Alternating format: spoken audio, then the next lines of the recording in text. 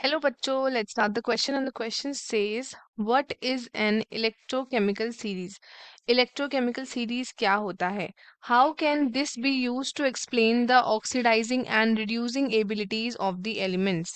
So let us start with our key concept. की concept से शुरू करते हैं तो की कॉन्सेप्ट होगा हमारे क्वेश्चन का that would be electrochemical series. Electrochemical series ये हमारा की कंसेप्ट है. सो अब क्या होता है कि एट 298 केल्विन, जो अब एक टेम्परेचर है 298 केल्विन, तो ऑक्सीडाइजिंग एजेंट्स आपके लिखे जाते हैं इन डिक्रीजिंग ऑर्डर. ऑक्सीडाइजिंग जो होते हैं ना एजेंट, ऑक्सीडाइजिंग एजेंट्स ये आपके लिखे जाते हैं in the decreasing order. Decreasing order of their strength, that is जो टेंडेंसी होती है, टेंडेंसी ऑफ ऑक्सीडेशन, जो ऑक्सीडेशन की टेंडेंसी होती है, हाफ रिएक्शन, वो आपका डिक्रीज हो जाता है. क्या करता है ये आपका डिक्रीज करता है जब हम मूव करते हैं from the top to bottom.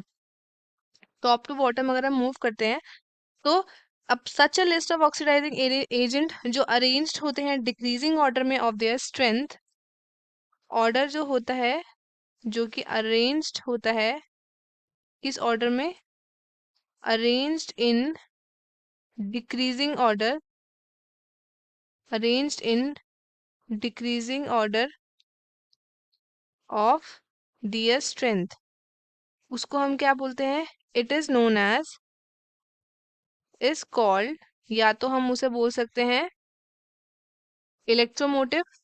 क्या बोल सकते हैं उसको, it is called as electromotive, या तो उसको इलेक्ट्रोमोटिव बोल सकते हैं और उसको बोल सकते हैं हम इलेक्ट्रोकेमिकल सीरीज. इलेक्ट्रोमोटिव और electrochemical series.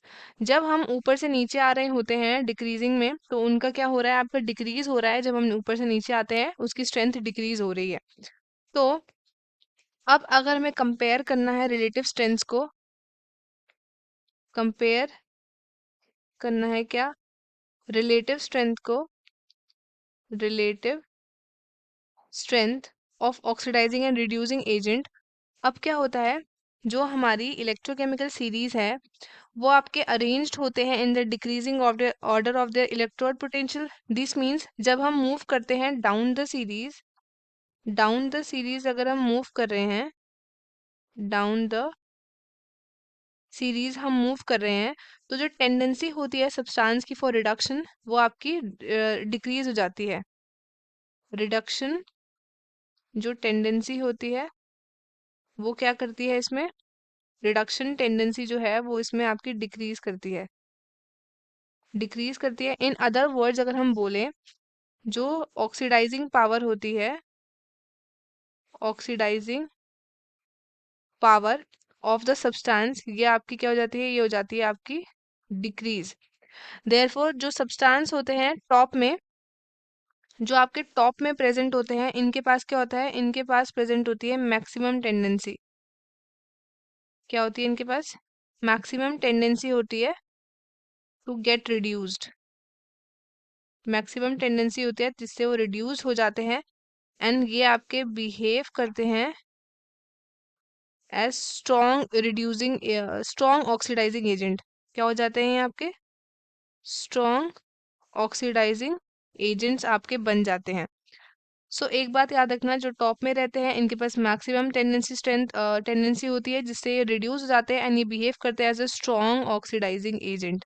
So on the other hand अगर हम बात करें, जो आपके बॉटम में प्रेजेंट होते हैं इनके पास क्या होता है, इनके पास होता है lower electrode potential, lower electrode potentials होते हैं इनके पास.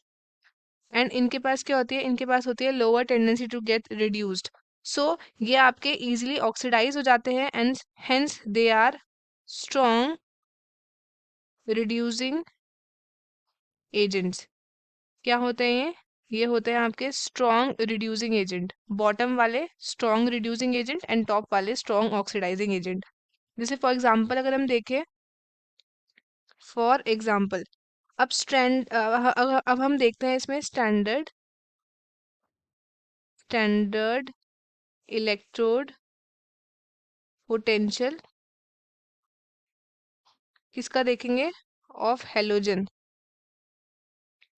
हेलोजन का देखते हैं in the decreasing order, in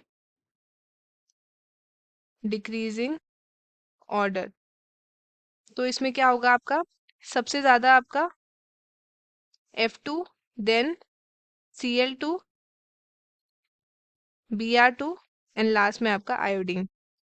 we have fluorine, chlorine, bromine and iodine. ये आपका डिक्रीजिंग ऑर्डर है, सबसे ज्यादा फ्लोरीन का और सबसे कम आपका आयोडीन का। सो अब हम क्या देखेंगे, ऑक्सीडाइजिंग पावर आपकी डिक्रीज करती है सेम ऑर्डर में। अगर अब हम बात करते हैं about the reducing power, reducing power ये आपकी डिक्रीजिंग कर रही है इन ऑर्डर। तो इसमें सबसे ज्यादा किसका होगा, आयोडीन का, फिर ब्रोमीन का, फिर Cl का और फिर सबसे लास्ट में आएगा आपका फ्लोरीन का। तो ये आपके केसेस हैं, तो इसको आपने मेमोराइज कर लेना है। तो स्टूडेंट्स ये था हमारे पास proper explanation of about the question. तो आई होप आपको क्वेश्चन अच्छे से समझ आया होगा। All the best and thank you.